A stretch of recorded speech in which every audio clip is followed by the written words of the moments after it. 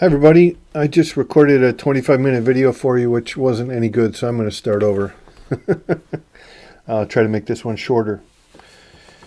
So we're going to go over the Republic, which I know is very difficult, and I apologize for that, but see if I can clarify some things for you. Let's just have a quick reminder about the cave. What did we learn from the cave? I hope it was provocative and made you think about a lot of things, but for our purposes right now, we're asking, what does it mean to be human, and what did Socrates think about what it means to be human? And I think the most important thing to take away from the cave around that story is, first of all, he thinks that we are all subject to pretty deep and profound ignorance. Again, ignorance is not stupidity, it just means a lack of knowledge, right? Being unaware. So that should be a lesson for all of us, if that's the case, that we should be aware that we might be unaware and be willing to learn something new. More specifically, remember, he thought that education and learning involved these stages, these levels, you might say, leveling up, right? Not in a video game, but in terms of knowledge. And the key way that you level up is not by accumulating experiences, is not by seeing yet another shape on the wall or another puppet behind the wall. It is by grasping the meaning of the shapes.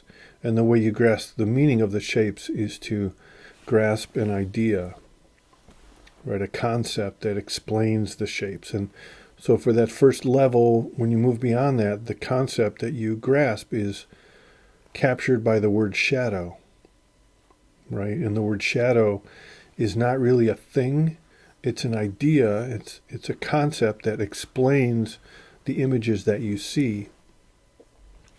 So once you understand that there are these puppets, and you have a fire, and you have light, and light casts these images on the wall, you have now come to understand everything that you have ever experienced as a copy, as a shadow, right?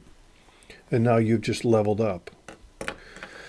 That's not the end of it. You keep leveling up, of course, in the story. So the question for us would be, how do we level up? How do we come to understand these concepts? And what is the importance, what is the role of concepts in our lives? So the cave is at least suggesting very strongly that to be human is to be able to think beyond our experience, beyond what we see and perceive. Think of the triangles on the blackboard, and to grasp their true meaning, not by grasping the shapes, but by grasping concepts and ideas. So then if we turn to the Republic, I'm just going to review, hopefully more clearly than I did a few minutes ago, the three sections that we looked at. So the first section is Book 1 on page 12. And as I've said, the whole Republic, the book Republic, is devoted to the question of what is justice. And he asks sort of two parallel questions here at the beginning.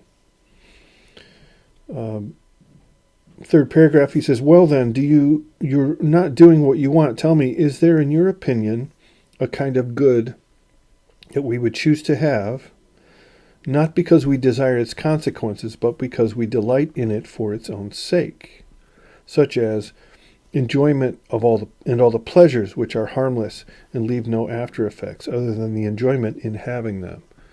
So here he's asking, if justice is good, if it is a good thing, what do we mean by that? Do we mean that to do justice and to experience justice is pleasurable, it's delightful, it's enjoyable, it's good in that sense? That's the first possibility. But he says, and what about this? Is there a kind of thing that we like both for its own sake, because it's delightful and joyful, and for what comes out of it? So maybe there are kinds of things that we enjoy for their own sake, but they also are beneficial. And he says, things like having sight, being able to see, or being healthy, those are both. So health he's going to say something that's good in both of those senses. It's good because it feels good. You feel better when you're healthy. And it also helps you live your life and do other things that you want. It leads to other goods. And then thirdly, the other one is obvious then, right? Is justice good when it's good because it only leads to something else, like he says, physical exercise.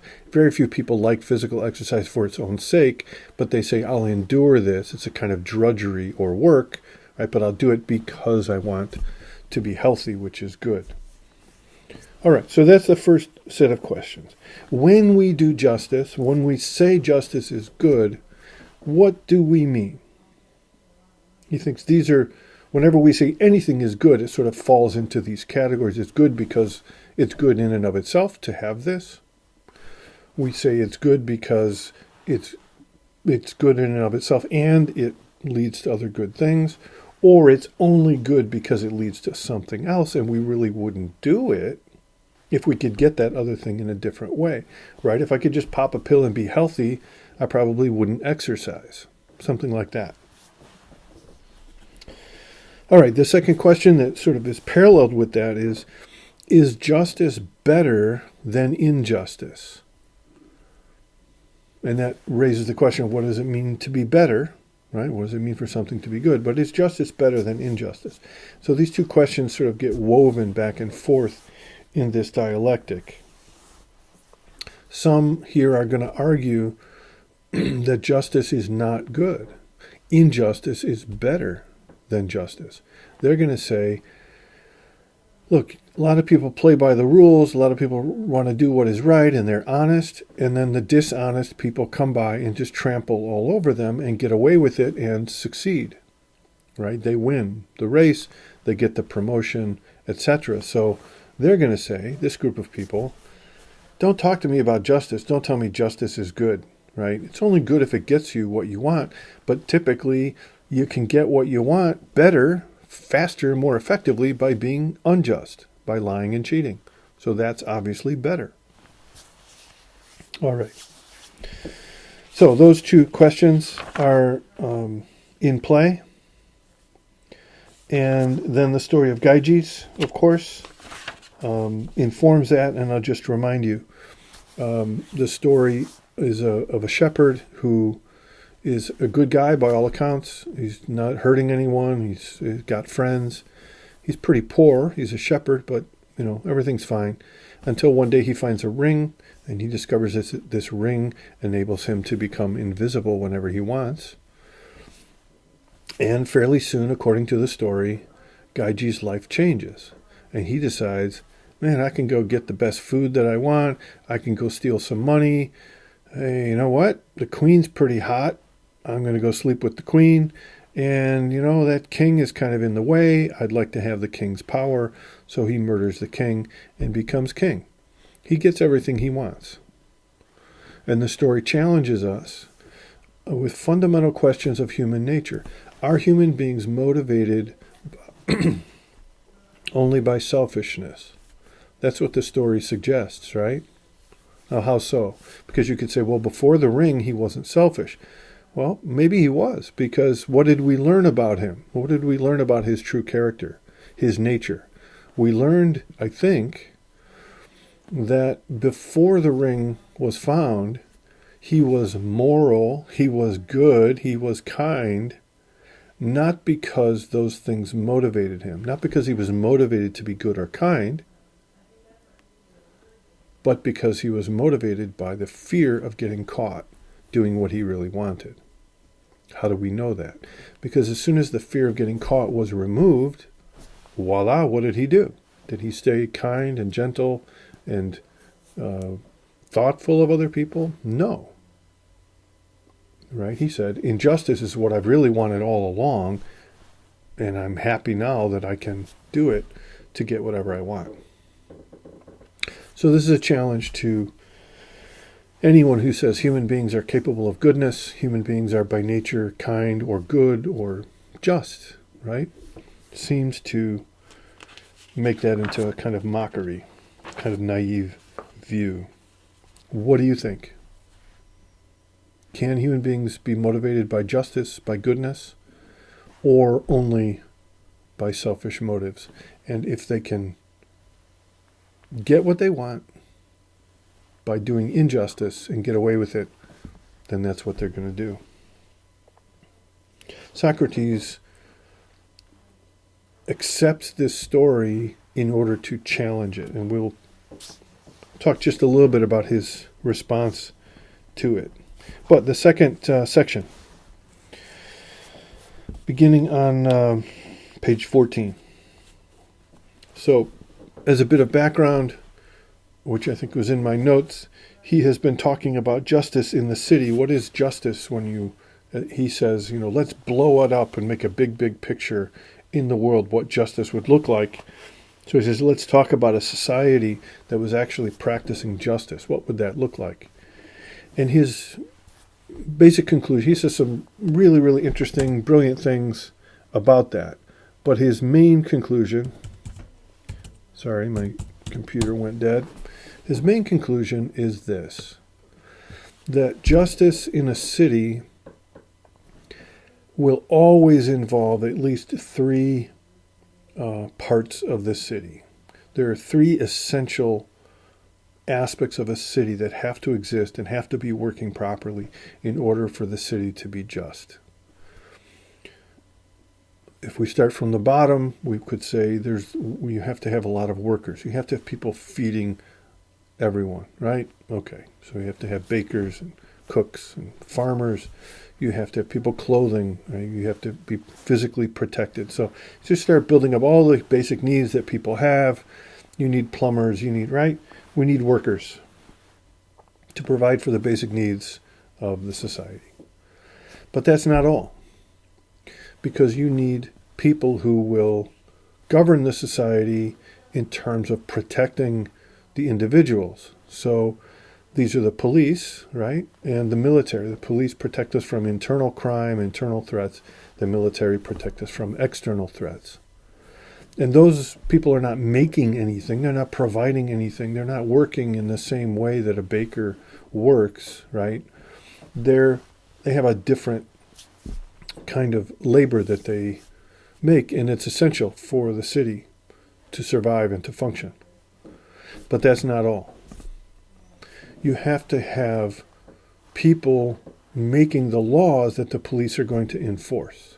You have to have people making the laws and the rules that the populace is going to live by. Without laws, without any rules, you may have maybe a good baker, you may be a good lawyer, you may be a good policeman, but if you don't have good rules, the society is not going to function. It's not going to be a just society. So you have to have rulers. And these are the three basic classes of any city that hopes at all to approach justice, to live in a just way. You have to have the people who do the work in all kinds of aspects of life. You have the people who protect the city from threats, internal and external. And you have to have people who organize the entire thing, who make the rules and who set the plan in place that then the workers look to and they say, oh, I'm this part, I'm playing this part, this role in the plan. And it's the same plan for all of us, right? We're all in the same plan. We're all doing the same, working toward the same goal with the same rules, following the same laws. Now we have a chance to say the city is just because all of the parts are contributing to one single plan. And it's only the rulers that can provide that plan. Okay, so this is his understanding of justice. The most important part of that, at this point now, the most important point to make is, even if all that is true, the city might not be just. Justice might not have a chance in the city. The final real key is the rulers have to know what they're talking about. Any group of yahoos can make laws. Any group of yahoos can be in charge. We've seen this throughout human history. But if they don't understand justice, if they don't know what justice is, when they make the laws, they're going to make bad laws. They're going to make unjust laws. When they set out the policies that the people are going to live by, when they try to put organization and order into the society, if their idea of justice, if their idea of order isn't good, isn't accurate, isn't true, they're still going to mess things up. So not only do you need everyone on the same plan, the plan has to be good. The plan has to be accurate. It has to actually understand what justice is. So think back now to the cave, right? If a society is down in the cave, if a society is just playing with the puppets and the shadows, if that's all the people know, the people putting that society together are not going to put it together very well because they don't really understand what's going on.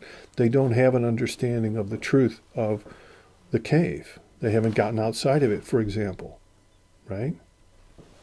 So knowledge, education about justice is essential for any society to function, at least for the rulers. The rulers have to get outside of the cave. The rulers have to ascend as high as they can towards a proper understanding of justice so that they can turn back to the cave and go back to society and explain to everyone, this is how we're going to do it and this is how it works.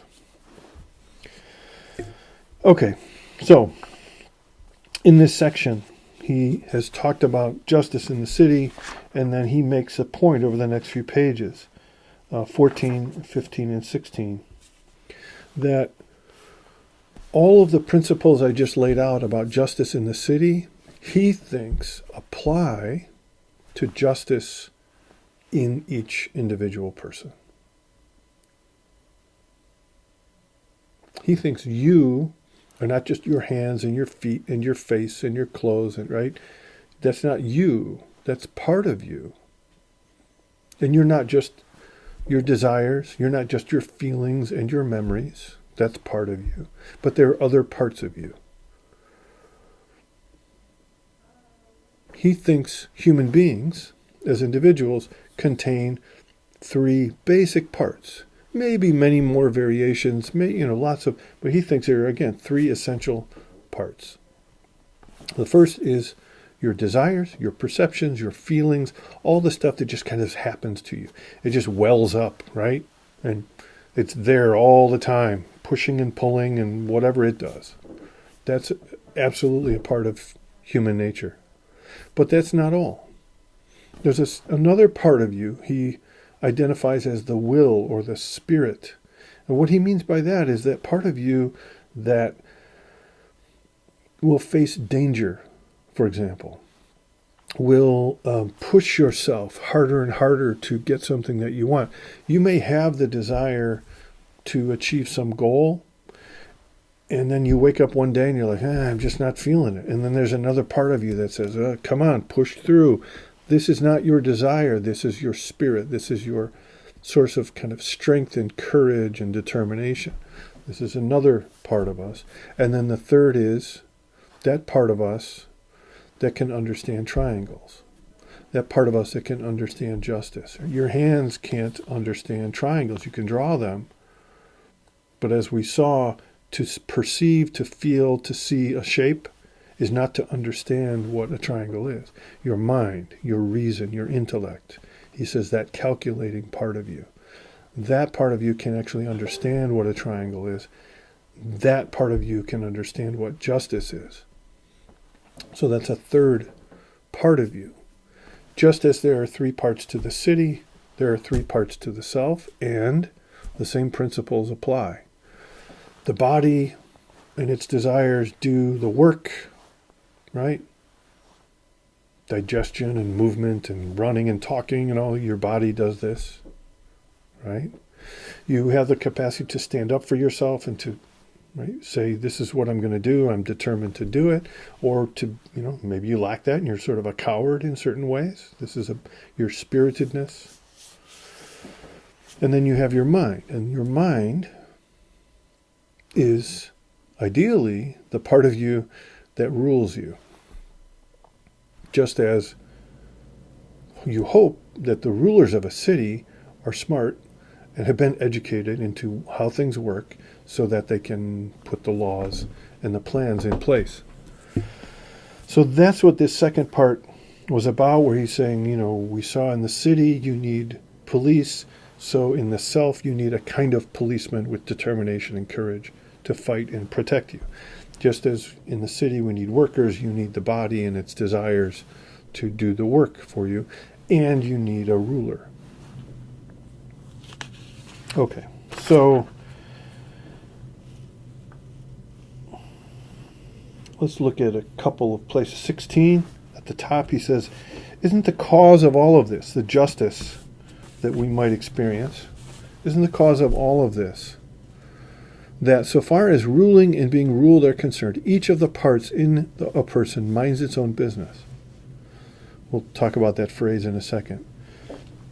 Middle of 16. But in truth,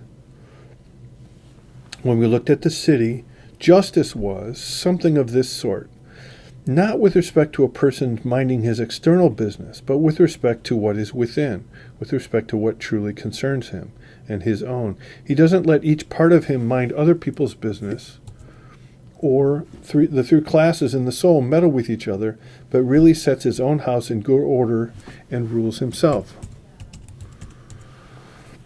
Okay.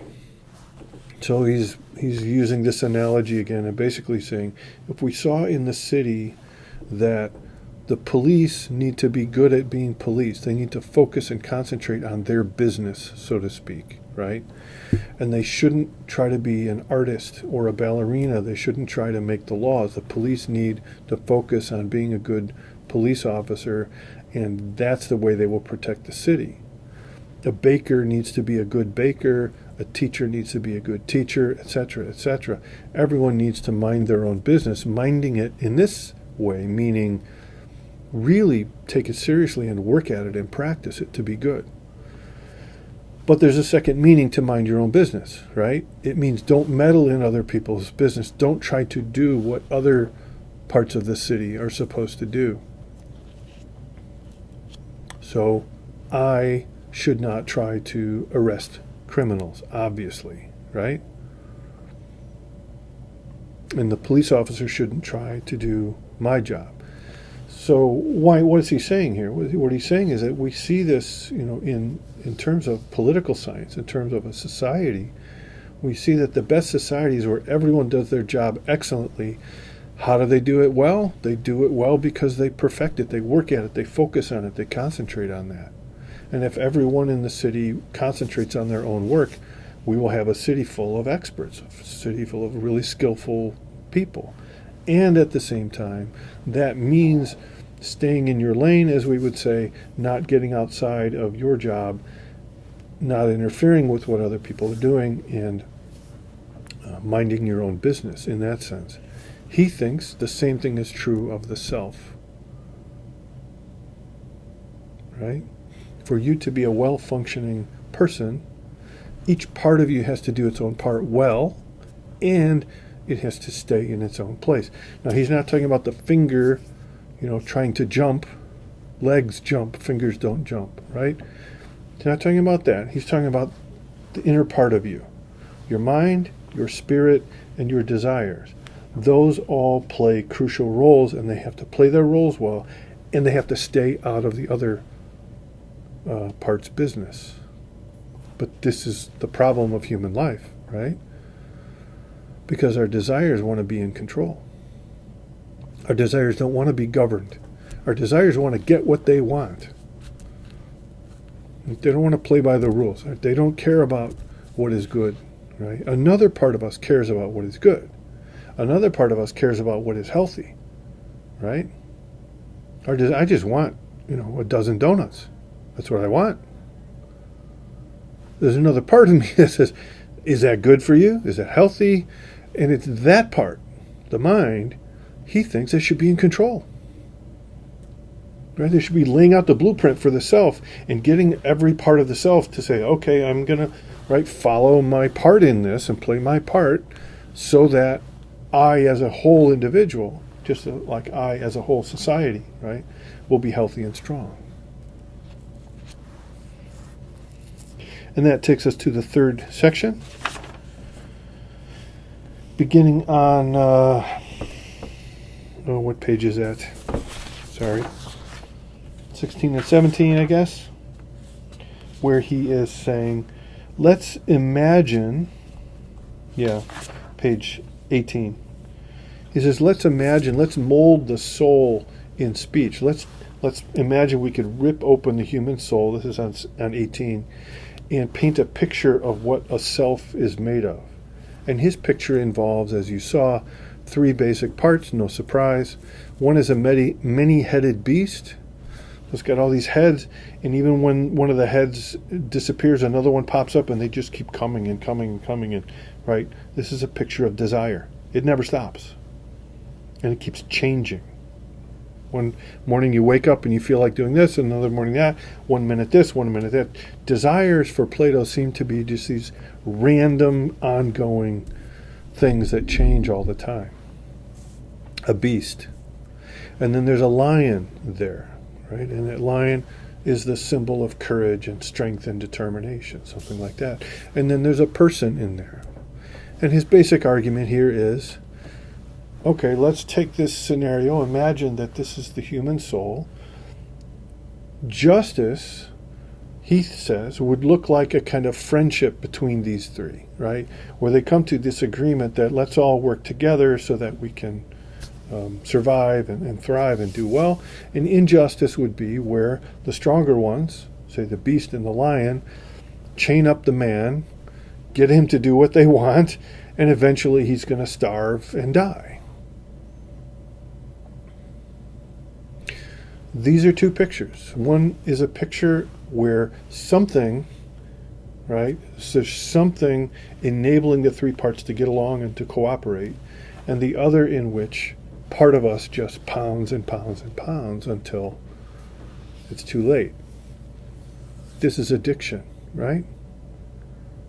These are circumstances that we've all faced, more or less, to more or less degrees, where our desires take over.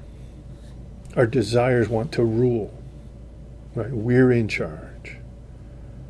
And ultimately, the rest of us suffers. He thinks it's pretty obvious that the mind should be in control. That part of us that can understand what is good, what is healthy, what is right, what is beautiful, what is important, what is just, all of those ideas that we need to be educated on, that part of us should be in control of the self. So notice how he describes this on 19. Is it possible on the basis of this argument that it be profitable for anyone to take gold unjustly if something like this happens? He takes the gold and at the same time enslaves the best part of him to the most depraved part of him. Or if he took gold for enslaving his son or daughter into savage and bad men, it wouldn't have profited him no matter how much he took for it.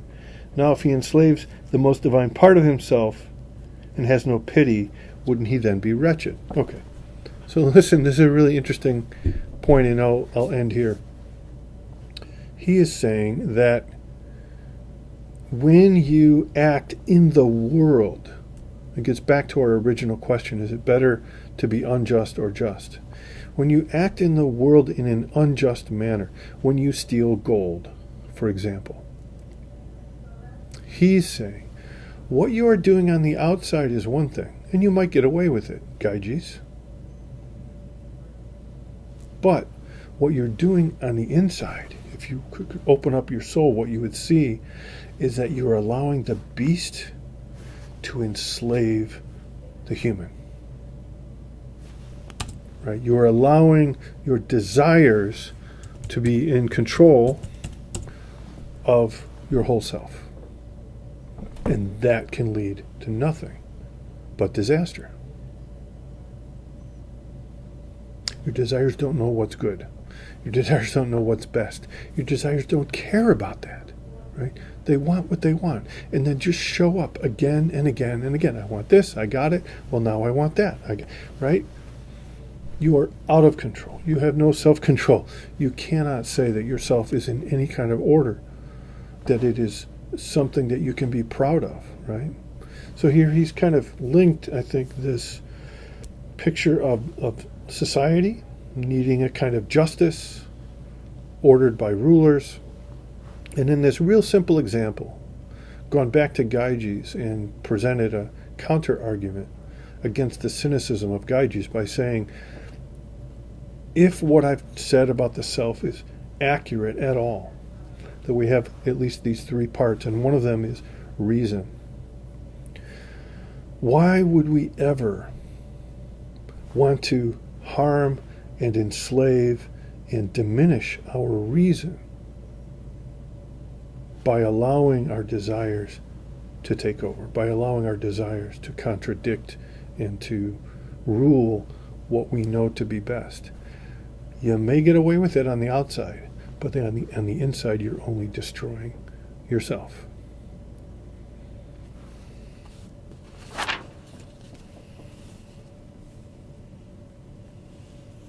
Top of 20.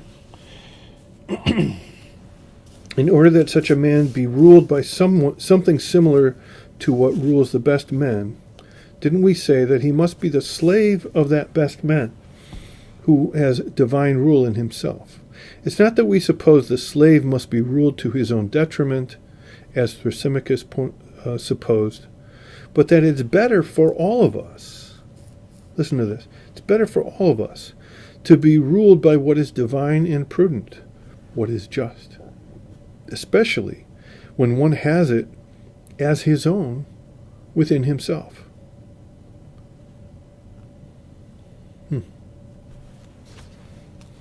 We tend to tell ourselves that obeying the rules and following justice and being good is drudgery, is hardship, is maybe unnecessary, right? Because we can get things much quicker in another way.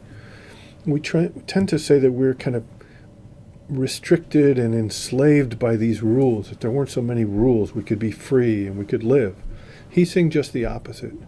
He's saying it's only when you do what you know to be right, when you know to be just, when you have it inside yourself, you have escaped the cave and you know the truth and you understand what is good. And then you say to yourself, you know what, that's what I'm going to live by. That's my principle.